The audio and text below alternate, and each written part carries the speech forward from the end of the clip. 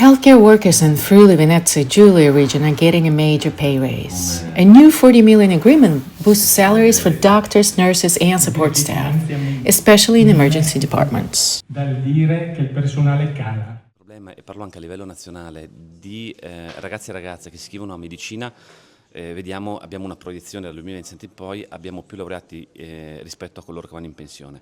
Sicuramente rimane e permane la crescita su alcune specializzazioni, penso all'emergenza-urgenza, penso alla pneumologia, dove dobbiamo incentivare proprio chi vuole fare quella scelta.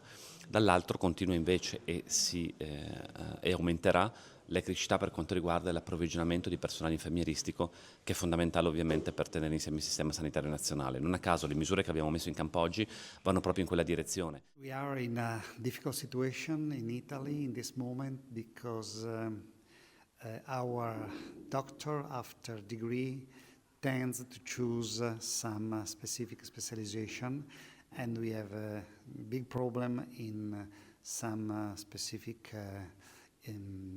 department like first aid department and also internal medicine, and for some reason also in general surgery. So we have just half or less than half positions that are covered by our doctors, and we need to put maximum attention to increase attractivity of our specialization. La sfida più grande è quella di far correre il sistema adeguato a una modifica del bisogno di salute. Il bisogno di salute cambia, noi continuiamo a guardare queste cose con un occhio ospedale centrico, bisogna rinforzare il sistema territoriale, soprattutto bisogna rivedere il rapporto tra la sanità pubblica e la medicina generale.